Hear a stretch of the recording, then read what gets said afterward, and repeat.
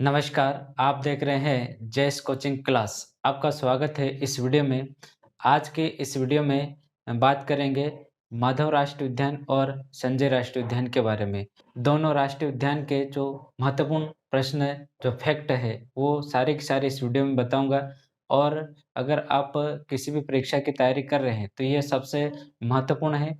और सभी प्रतियोगिता परीक्षा में कहीं न कहीं राष्ट्रीय उद्यान से संबंधित कैसे भी प्रश्न पूछा जा सकता है। तो मेन फैक्टर के बारे में इस वीडियो में आपसे बात करूँगा, तो पूरा वीडियो देखिएगा। और इससे पहले 2 राष्ट्रीय उद्यानों के बारे में बताया गया है।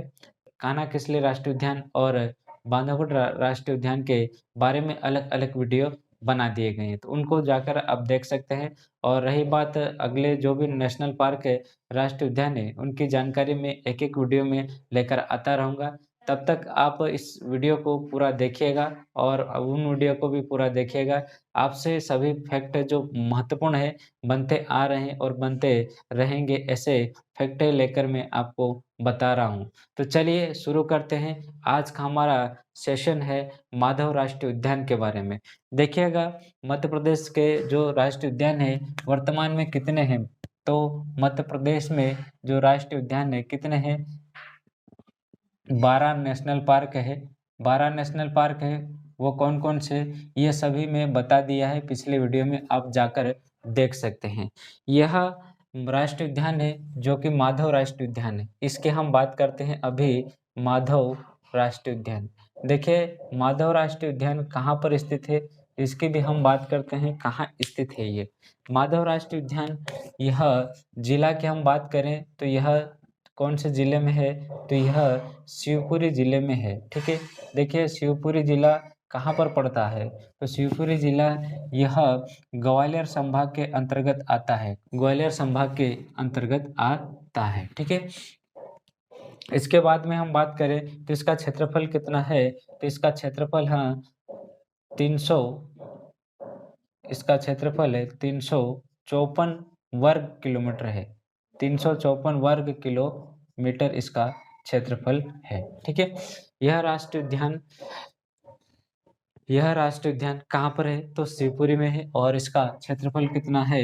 354 वर्ग किलोमीटर है। और भी आगे इसकी महत्वपूर्ण बात करें तो यहाँ पर जॉर्ज कैसल का किला है। जॉर्ज कैसल का किला कहाँ पर है स्थित है? तो इसी राष्ट्रीय उद्यान में स्थित है, ठीक है। बात करें कैसल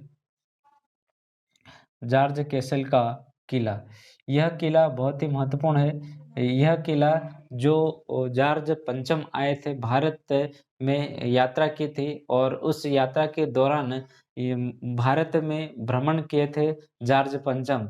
उनका भ्रमण माधव राष्ट्रीय उद्यान में हुआ था और उसी के स्वागत के लिए जॉर्ज कैसल का किला बनाया गया है, ठीक है। जॉर्ज कैसल का किला बनाया गया है, ठीक है। और कौन आए थे? तो यहाँ पर ध्यान रखिएगा, जॉर्ज जॉर्ज पंचम आए थे, ठीक है। पंचम यह कौन थे? तो यह ब्रिटेन के राजा थे और इनके आगमन पर इस राष्ट्रीय उद्यान में, माधव राष्ट्रीय उद्यान में भ्रमण किए थे और उनके आगमन पर यह किला बनाया। तो ध्यान रखिएगा, जॉर्ज कैसल का किला कहाँ पर स्थित है? तो माधव राष्ट्रीय उद्यान शिवपुरी में स्थित है, ठीक है। और क्या-क्या चीज़ें हैं इस राष्ट्रीय उद्यान में? तो यहाँ पर एक एक सुरवाया की गरही है, ठीक है। एक स्थान है सुरवाया की गरही, सुरवाया की गरही, ठीक है। यह एक मस्जिद टाइप है, ठीक है, भवन टाइप है और इसी समय बनाया गया है सुरवाया की गरही। और इसके बाद में और क्या-क्या चीज़ें हैं यहाँ पर? तो तात्या टोपे की समाधि भी यहीं पर है। तात्या टोपे की समाधि कहाँ पर है? तो यहीं पर है।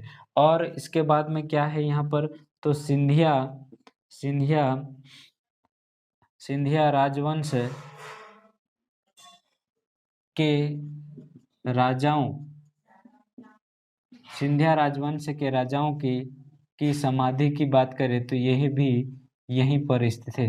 सिंधिया राजवंश के राजाओं की समाधि कहाँ है? तो इसी राष्ट्रीय उद्यान में है। तो सिंधिया और तात्या टोपे की समाधि कहाँ पर स्थित है? तो शिवपुरी में है और माधव राष्ट्रीय उद्यान में है। सुरवाया के गढ़ी पूछा जाता है तो ये कहाँ है? तो यह भी कहाँ है? तो शिवपुरी के जंगलों में है। ठीक है, जैसा कि आपको पता होगा कि तात्या टोपे को शिवपुरी के जंगलों में फांसी पर लटका दिया गया था अंग्रेजों ने, तो इसी कारण से इनकी समाधि भी कहाँ पर स्थित है? तो शिवपुरी के ये माधव राष्ट्रीय उद्यान में स्थित है। ठीक है, इसके बाद में हम बात करें तो इस राष्ट्रीय उद्यान में और क्या-क्या है? तो इस राष्ट्रीय उद्यान से एक नदी निकलती है जिसका नाम है बरही नदी। ठीक है, बरही नदी और एक और नदी मनहार नदी। ठीक है, एक और नदी है जिसका नाम है मनहार नदी। मनहार नदी यहीं से निकलती है। ठीक है, यहीं से निकलती है, प्रवाहित होती है। ठीक है, प्रवाहित होती है। तो ये भी महत्वपूर्ण प्रश्न है, प्रवाहित होती है कहाँ से? तो शिवपुरी के माधव राष्ट्रीय उद्यान से प्रवाहित होती है। ठीक है, इसके बाद में हम बात करें तो इसी इसी मनहार नदी पर यहाँ पर इसी मनहार नदी पर एक झील बनाई गई है। एक झील बनाई गई है मनहार नदी पर, सांख्य सागर। ये सागर झील है यहाँ पर। ठीक है, सांख्य सागर झील, एक और झील है सांख्य सागर, और एक जिसका नाम है जाधव सागर। सांख्य सागर और जाधव सागर झील इसी नदी पर बनाया गया है। ठीक है, कहाँ पर? तो शिवपुरी के माधव राष्ट्रीय उद्यान में मनहार नदी पर सांख्य सागर और जाधव सागर झील स्थित है। ठीक है, इसके बाद में हम इस नेशनल पार्क में, इस राष्ट्रीय उद्यान में, इस राष्ट्रीय उद्यान से नेशनल हाईवे नंबर 3। ठीक है, नेशनल हाईवे नंबर 25 और नेशनल हाईवे नंबर 27 गुजरते हैं। ठीक है, गुजरते हैं। तो ये बात भी आप ध्यान रखेगा कि कौन-कौन से राष्ट्रीय उद्यान गुजरते हैं, कौन-कौन से नेशनल हाईवे गुजरते हैं। तो नेशनल हाईवे 3 और नेशनल हाईवे 25 और 27, 25 और 27 नेशनल हाईवे यहीं से गुजरते हैं। ठीक है, इतनी बात क्लियर आपको, ये सबसे महत्वपूर्ण चीज़ें हैं, आप याद रखिएगा। देखिएगा याद कैसे रखेंगे, जैसे कि यहाँ पर माधव राष्ट्रीय उद्यान, तो माधव किनका नाम था? शिव भगवान का नाम था, तो शिवपुरी याद रह जाएगा। और कौन थे संभाग में थे? तो ये ग्वालियर संभाग में है। और स्थापना कब हुई थी? तो 1958 में इसकी स्थापना हुई थी इस राष्ट्रीय उद्यान की। और क्षेत्रफल कितना है? 354 वर्ग किलोमीटर है। और ध्यान रखिएगा जॉर्ज केसल, और केसल से आप इसे पढ़िए कैलाश। कैलाश किनका नाम था? तो शिव भगवान का। तो आपको याद रहेगा केसल का किला कहाँ पर स्थित है? तो शिवपुरी में है। और शुरवाया की गढ़ी यहीं पर स्थित है। और तात्या टोपे की समाधि और सिंधिया, जैसे कि सिंधिया राजवंश ग्वालियर के क्षेत्र में, शिवपुरी के क्षेत्र में थे, तो इनके कारण से इनके राजाओं की जो समाधि है यहीं पर है। और इस राष्ट्रीय उद्यान से 2 नदियाँ प्रमुख निकलती है जिसका नाम है बरही नदी और एक मनहार नदी है। और मनहार नदी पर सांख्य सागर झील और जाधव सागर झील यहाँ पर निर्मित की गई है। और इस राष्ट्रीय उद्यान से नेशनल हाईवे नंबर 3 और नेशनल हाईवे नंबर 25 और नेशनल हाईवे नंबर, ये प्रमुख बातें हो गई है माधव राष्ट्रीय उद्यान से संबंधित है। आगे और बढ़ते हैं तो हम संजय नेशनल पार्क के बारे में, संजय राष्ट्रीय उद्यान के बारे में बात करते हैं। जैसे कि इसका पूरा नाम है संजय गांधी राष्ट्रीय उद्यान। संजय गांधी राष्ट्रीय उद्यान यह कहाँ पर पड़ता है? तो जिला की हम बात करें तो कौन-कौन से जिले में पड़ते हैं? यह जिला सीधी और सिंगरौली। सीधी और सिंगरौली 2 जिलों में इसका विस्तार है, सिंगरौली। ठीक है, सीधी और सिंगरौली 2 जिलों में इसका विस्तार है। और इसका जो स्थापना वर्ष है स्थापना वर्ष की हम बात करें तो 1900 स्थापना वर्ष इसकी हम बात करें तो 1981 में, ठीक है, 1981 में। और यह सीधी सिंगरौली कौन से संभाग के अंतर्गत आते हैं, तो यहाँ पर हम बात करें तो रीवा संभाग के अंतर्गत आ जाता है यह सीधी, ठीक है, सीधी सिंगरौली रीवा संभाग के अंतर्गत आ जाता है, ठीक है। ये बात आप ध्यान रखिएगा, कौन से संभाग में आता है, तो रीवा संभाग में आता है। स्थापना 1981, ठीक है। और इसका जो क्षेत्रफल है, इसका क्षेत्रफल है कितना है, इसका क्षेत्रफल है 466.66 वर्ग किलोमीटर, 466.66 वर्ग किलोमीटर है, ठीक है।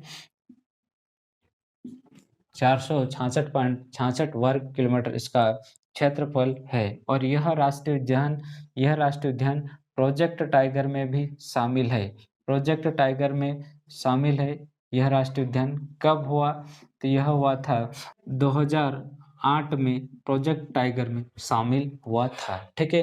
प्रोजेक्ट टाइगर में कब शामिल हुआ, तो 2008 में हुआ था। इसके बाद में हम बात करें तो यह राष्ट्रीय उद्यान मध्य प्रदेश का सबसे बड़ा राष्ट्रीय उद्यान था, लेकिन अविभाजित मध्य प्रदेश जब विभाजित नहीं था, ठीक है, मध्य प्रदेश और छत्तीसगढ़ अलग अलग नहीं हुए थे, उससे पहले की बात करें, अलग हुए उससे पहले की बात करें तो यह मध्य प्रदेश का सबसे बड़ा राष्ट्रीय उद्यान था, ठीक है।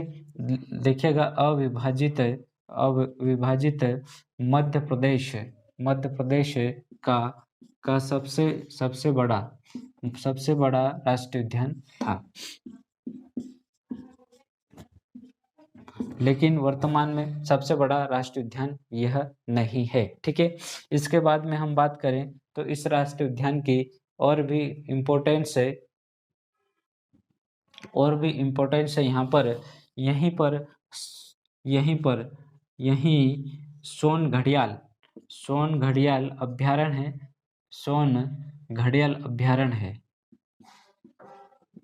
सोन घड़ियाल अभ्यारण्य व बगदरा अभ्यारण्य, सोन घड़ियाल अभ्यारण्य और बगदरा अभ्यारण्य यहीं पर स्थित है, ठीक है। इसी राष्ट्रीय उद्यान में, संजय राष्ट्रीय उद्यान में 2 अभ्यारण्य है जिनका नाम है सोन घड़ियाल व बगदरा अभ्यारण्य है। इसके बाद में और इस राष्ट्रीय उद्यान में हम बात करें तो यहाँ से नदियाँ निकलती है जिनका नाम है सोन, ठीक है, सोन और गोपद और एक नदी जिसका नाम है बनास नदी प्रवाहित होती है, ठीक है, प्रवाहित होती है, ठीक है, प्रवाहित होती है। इसके बाद में यहाँ पर जो वृक्ष है, ठीक है, यहाँ पर जो वृक्ष की हम बात करें तो सबसे अधिक 80% साल के वृक्ष पाए जाते हैं। 80% साल के वृक्ष कौन से राष्ट्रीय उद्यान में पाए जाते हैं, तो आप बताएंगे संजय राष्ट्रीय उद्यान में पाए जाते हैं, ठीक है। इसके बाद में यहाँ पर एक सबसे अधिक पाए जाने वाला जानवर, सबसे अधिक इस राष्ट्रीय उद्यान में सबसे